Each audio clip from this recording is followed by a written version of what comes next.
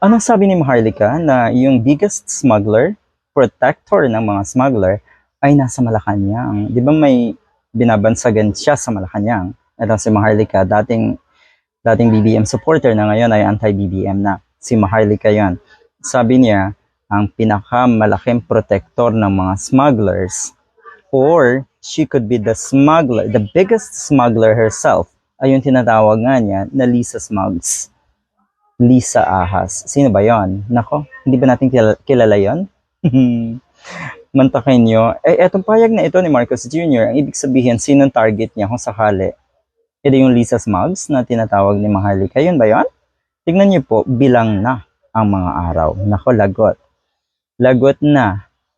Lagot na yung Lisa Smugs. Bilang na ang mga araw ng mga smugglers at hoarders na yan. As if naman walang hindi alam.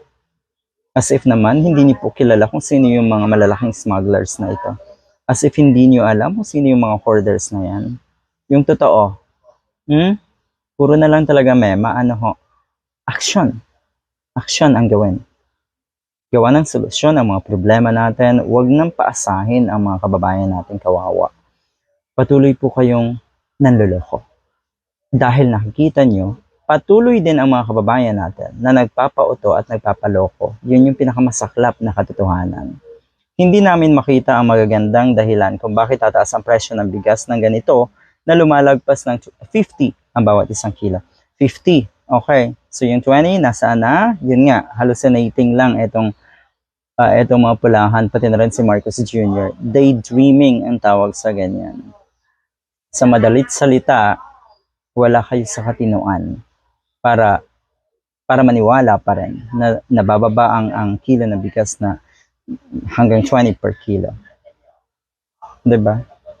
Ang dahilan lamang dito ay talagang nandyan ang mga smuggler at saka ang mga hoarder. Okay, naandyan pala eh. Alam mo pala naandyan. Do some actions.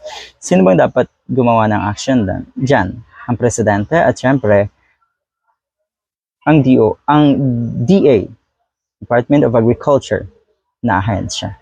'Di ba? Ano ba? Alright, ito yung kanyang statement eh.